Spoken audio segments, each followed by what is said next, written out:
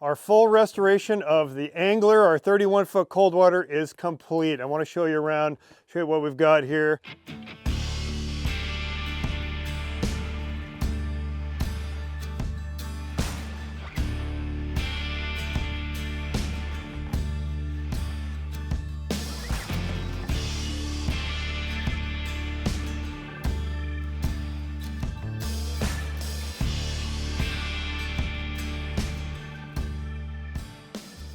Bait company installed twin 300 horsepower Mercuries. Yesterday we've been out running around breaking these outboards in, and a 25 horsepower Mercury ProKicker. That's going to be awesome for trolling and some of the wind we get up here in Alaska. We've got, you'll notice the Matson floor grip that we've put down everywhere. This was a pretty big job. We tried to get this off the deck actually. We were going to completely remove the existing coating of Matson, but we abandoned that fairly quickly. Obviously it was pretty difficult project there, but we ended up recoating this whole thing. It turned out great. Rudnick table. These are awesome.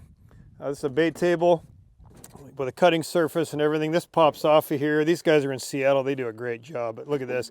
You know, you can pop that off and clean, or if this gets all scarred up, you can just ask for a new one. So that's that. We got a little bit of SeaDek in here from Blue Seas.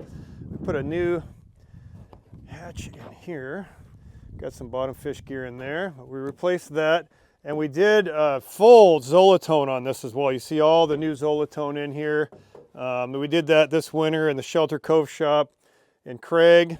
We've got down below here, we've got lithium batteries in here.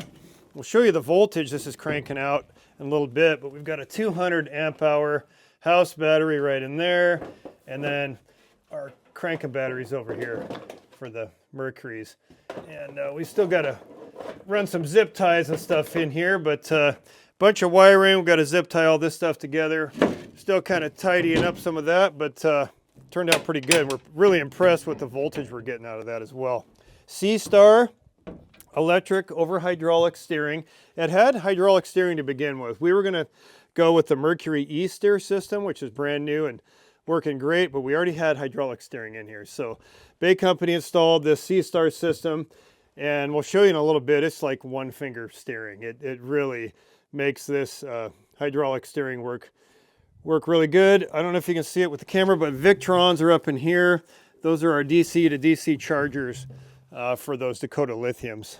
They work great. So pretty big wiring project though. We did a lot of wiring on this boat, and it is all but new. This boat is 20 years old, but it just has great lines. I couldn't resist picking up this boat. My friend up in Sitka, Alaska owned it, and it was just too good to pass up. So wouldn't be a fishing boat without a fish hold below deck here too. You can see we can pull this up on both sides, and that's got water that comes in right here. We can circulate water in there. Water in, water out, keep our fish nice and cold. So Cannon Downriggers. It already had Burnewiin bases in here, so we just went with all the Burnewiin stuff here. It's got fish on holders like for our salmon rods, and then for halibut fishing, we've got the Burnewiin halibut rod holders. Of course, we've got a transom door in here as well. Kind of go ahead and close that here. Shut that off. And cup holders up here, rocket launchers, of course. We added a couple more on the sides, and I really like this visor in here. This keeps the rain from hitting the reels. You've got salt spray coming over the top, and the rain is just hammering your reels. So according to Derek, I mean, he's my friend up in Sitka who had this boat prior to me. He really liked this. He had cold water build it when he had this built, and felt like it saved his reels. So anyway, that's that. A little bit of an overhang in here. Got a black oak LED in here for the deck. Leader roller in there. I've got it way up in here to keep the rain and the weather off of it. Bait company added our second station. So we've got controls for that Merc 25 ProKicker in here. It didn't have main controls back here before, so they added this for me. And they kind of reconfigured the steering wheel. They added this tiny little steering wheel with a steering knob on here that works just wonderfully. And they put this bracket in here as well to get it away from the controls. But we were able to get everything in here and get all the functionality that we need out of this so I can run the mains from the second station. Simrad electronics, we've got a second unit right here. I've got a 1 kW Airmar wide beam in a through hole on a fairing block down below, but we're getting a really good picture on this. This is our first day out on the water, so we're kind of getting the sonar dialed in. See, there's not a whole lot going on down here in this bay that we're in, but this is going to be a great setup for fishing. Let's go ahead and go up around the side of the house here, show you around a little bit. This is a full walk around. There is a side door right here on the port side, so you can either come in or go out through here, and we'll show you the cabin here in a minute, but head up to the deck here. More of these Burnewiins. We've got a hose coil in here. We added that for this forward wash down, and again, more SeaDekking from Blue Seas. We added this really thick kind of bolster material in here, and this is nice and comfortable. So this is going to be a great setup. And then just got a storage box in there. And then Bay Company added a Lone Star 5 anchor puller, and we're going to probably load this up tonight or tomorrow with 1,000 feet of Dyneema and chain, anchor, all that stuff. So this is going to be great for anchoring for halibut, doing all that stuff. So, and all the wiring runs up underneath the gunnel. We don't need to look in there now, but it runs from here all the way back to the stern, and then I can control this right from the dash. So I can pull in and anchor. I don't need to come out here and mess with anything. I do everything right from the helm. So, and if you look right up here, you can see our Simrad Halo 20 Plus radar here and Starlink as well. So now when we're offshore, the wife and kids want to call or whatever, we want to watch maybe the ball game or something, we can do it with that Starlink. So there you go. Let's check out the rest of the boat here. Slide down this walk around. See, we've got storage pockets down below, Burnewiins, and when these Burnewiins come out, like for our salmon rods, we're going to put those right in these fish-on holders, like so. So I'm going to go ahead and throw that in there. Look how easy these are to operate. And you can rotate them like this, and then check these things out. These things are like full beast mode. You can change the angle, and you pop them open like this. You pull that up, put your rod in there, clamp it down, and you can just reel right in that holder. So those are pretty cool. Yeti cooler to sit on, and then check this out. Well, first of all, just love the color on this SeaDek brushed flooring, but look at what we did here. And the Bay Company, of course, we talk about them all the time, but you can order this from the Bay Company here in Southeast Alaska. But look at this. This is on a horse mat here, right? It's like an underlayment material. So you can pull this out and clean it. So you can walk outside with this, and if you got a little brush or something, you can kind of, you know, clean it off. Take your hose, maybe at the dock, wash it all off, lay it out, let it dry, and then put it back in the boat. This is 3 panels. You can see the first big panel right here, right up into the second one. Kind of kick it over there so it matches, and then of course this one goes in like so. That way they're easy to clean. One other thing about the SeaDek in the cabin, especially on a fishing boat, it can get dirty from all the stuff on the deck and whatnot. So this is a great way to pull it outside and clean it. You can even use your deck wash down on this back in there and then slide it back in. So just love the way Blue Seas put this SeaDek together. And again, if you're up here in Southeast Alaska, you can have Bay Company put this together for you and get it shipped up here. So, and then all new upholstery right in here. We did this down south this winter. See these seats pop out of here. We've got life jackets right there, and then storage on the other side under here. And we added SeaDek bolster material here as well for the armrest. So everybody's got a cup holder armrest in there. And the other thing that we did, we pulled the headliner down obviously when we were redoing all the wiring and installing the Simrad package. But look at this, we took all this teak out of here and refinished all this as well. So it's just absolutely beautiful. It just turned out great. The colors, really like this white Zolatone too. It's just really nice and bright in here. And then of course, Shockwave seats. We were up in Sydney, British Columbia visiting the Shockwave factory here before we came up to Southeast. And these seats are just awesome. You've seen them on a ton of the boats that we've reviewed. And these suspension bases with these Corbin seats are so comfortable. We opted for the white. At the last minute, I went with the white. I'm kind of glad I did. They're going to be kind of difficult to keep clean, but they are beautiful in this boat with this white Zolatone in here. They've got swivel bases on them right here. Look at that. So when we're on anchor, you know, let's say we're anchored up for halibut or something, I can kind of kick back in here, maybe some people are sitting in here with me eating lunch or whatnot. We can all kind of chill and relax, put some tunes on. Get that spun back around like so, and these are sliders too. So back and forth like that. Right there. And then here at the helm seat, of course, Merc controls, Gen 2 controls, active trim is built right in here. And of course, we can transfer control back to that second station as well.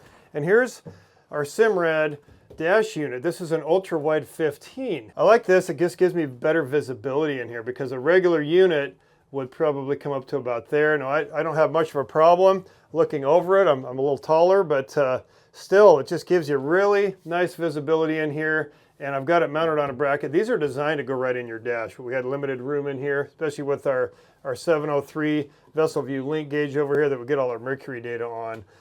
This is slick. So you got all your Merc data here, and then you can run split screen, whatever you want up here. So let's go there.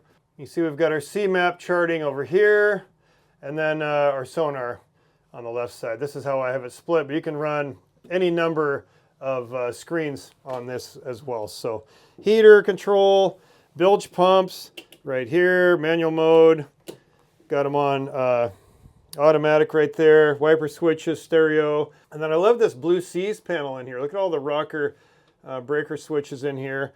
These are really nice, and I love this voltage meter in here. This was in here when I got the boat, and we just kept it in here because I like seeing the voltage on the battery systems. But that's our house. You can change it to your one of the cranking batteries, and there's one of the other ones right there. So you can kind of always check on your voltage there. And then we've got a high water alarm that we put in here. You can see that right here. Let's test it here. There you go. So you get some water in the bilge. It actually lights up. If it's got water on it for less than 3 seconds, this light will come on. Well, they mounted it. Chad, who works for us, mounted this for me so that I can sit here and I can see that light come on from where I'm sitting and know I've got a little bit of water in there. Then if it hits it for more than 3 seconds, we get that. And I know I've got water in the bilge and something's going on back there. So really like that. Trim tabs in here. Got our key switches, radios overhead. Let's clear these out here. Yep. And yeah, overhead lights. Got rod holders. I'll put spare rods in here, but we've got room in here for spare rods and whatnot. And then we recovered the dash. This was just kind of pretty well worn up here, so recovered this diesel furnace in here. And yeah, redid the door. This door was pretty well thrashed, 20 years, right? But just needed to be refinished, so I took that home and refinished it. Fire extinguishers. I'll throw that cabin light on behind this door here. There's just a little kind of a head compartment in here, life ring with a rope attached. We've got just some kind of trays down below with reels and whatnot in it. And of course a porta potty and some electrical breakers, panels and whatnot back in here. Little porta potty up there should the need arise to use it. So that's kind of a look at the interior space on the angler. Let's go ahead and get clipped in and we'll run those Mercuries here and get some numbers on those twin 300 Mercuries. And yeah, get some cruise stats and top speed and all that stuff. Let's go ahead and get up on step, and you'll notice there's just no bow rise to this boat. Now I tested this boat up in Sitka. I mean, literally ran it for like an hour, maybe at the most. Got a feel for it, but really haven't had a chance to do much with it till now. And really impressed with just the lack of bow rise. I mean, it just comes right up on step. Look at that. Yeah, hardly any bow rise. Got a delta pad. So you'll see in a minute it gets really good fuel economy too. It's 31 feet long, 11-foot beam. So we'll go ahead and get up to cruise speed here. You know, right now we're 29 miles an hour. Let's go ahead and get some numbers going over here as well for you, right on the Simrad display. There's 30 miles an hour, 3,900 RPMs, and fuel burn right here, 19 gallons an hour. Now I can get that down a little bit. We can probably get, there's 18 gallons an hour, 30 miles an hour. So that's great fuel economy. Now we're light, you know, it's just myself and Eric. We've got about 130 gallons of fuel, 125 gallons of fuel. Once we get customers on here, we get 6 customers, ice and fish and whatnot. That's gonna probably drop to 20, but that's still great for a boat like this, 10,000 pounds. you know, with gas and stuff on it. I'm estimating we'll be at about 20, 21 gallons an hour, maybe tops. So great fuel economy, and this boat just handles great too with those 300s. If we wanted to run a 0 to 30 test on here, we can do that in a minute and just show you the torque. Of course, you've been watching our videos for years. We showcase that quite a bit with these Mercs, and they just got tremendous torque on the low end, which is what you need on a boat like this. This is a work boat, and we're looking at getting pretty heavy loads up on step with those eco inertia props. They're 16 by 17. They're a pretty big wheel for these 300s, so we're gonna be able to get right up on step. But yeah, there we are, 30 miles an hour once again, and you know, 18 gallons an hour right down here. Pretty good fuel economy for a boat like this. Let's go ahead and run it up here, and you know, again, we're not going to run this wide open throttle, of course, too very often, but back in the old days we'd do this to blow the carbon out of the cylinders, but nowadays we just do this to show you what the top speed is. But here we go. Let's go ahead and tilt these up here just a little bit, get some trim on those outboards, and there you go. There you go right there. We're touching 47 miles an hour. 47, you know, we got good flat water back in here. There's 47 and a half, something like that. I'm trimmed up quite a ways with those 300s. Yeah, there you go. 47 and a half miles an hour, 6,000 RPMs. We're getting our full RPM range. Those props are just about perfect for these 300s because we're getting full RPMs, and of course, top speed doesn't really matter. That's just going to result in a whole bunch of low-end torque. But we'll just go ahead and do a 0 to 30 test here. We'll show you what kind of torque this thing has, and I'd like to know too. Again, this is kind of my first day running this boat. I'm going to be running this for a living here for quite a while, I would imagine. And let's just see what kind of torque we get out of these twin 300 V8s. For showing low-end torque, one of the things we've come up with is this hole shot function on the Vessel View mobile app. This is really cool. We're going to go 0 to 30 hole shot and just see what kind of hole shot we've got. I've got to set this phone down. I'm going to put that right over here. I'm going to hit ready, and there's the countdown. Okay. There we go. Okay. Let's see what we can do here. And there it is right there. Oh, look at this. Look at that, 6.6 seconds, 0 to 30. That is some massive, massive, monstrous low-end torque right there. So, look at that. We almost beat the Polar Bear. That was last year on the Polar Bear, my 28-foot North River. So, that's pretty impressive for those twin 300 V8s on this 31-foot, 10,000-pound cold water.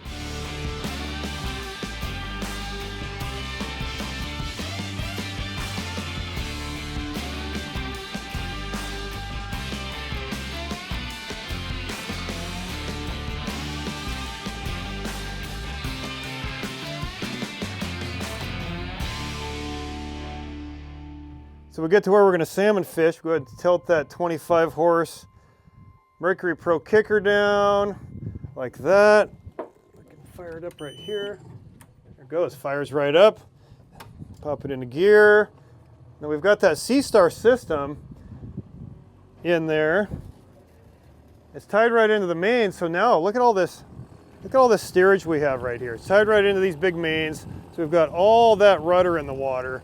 So when the wind's pumping up here, which it can at times, we're going to be able to steer this thing. We've got just a little bit of wind right here, not much, but that 25 is going to push this boat right along. And then with that electric over hydraulic steering, I mean, this just turns so easy. And they put that smaller wheel in here, a little sports car wheel in here with a steering knob. This is going to be sweet. I mean, let's just see what kind of top speed we get out of that 25 horsepower kicker. We're not going to be setting any speed records here, but let's just see how fast that thing will push this boat along. We don't have a tack, but I don't know, we'll get up to about 75% throttle here. I mean, there's 5 miles an hour. Obviously that motor is for trolling only, but a lot of times you'll reset. Let's say you make a drift, you might even just reset with the kicker. You don't need to fire up the mains. Or maybe you're you're fighting the wind or something. I can feel how torquey that thing is. Let's just go ahead and, I already mentioned it once, but we were gonna go with the new Mercury e-steering system, electric steering system, but this boat already had hydraulic steering, so we just left all the steering in place, tied in that SeaStar system, and look at this. I mean, this, it doesn't really get much easier than that right there. One finger steering, and really easy to steer this thing. So we got about 6 miles an hour, top speed with a 25 horse ProKicker, pretty good.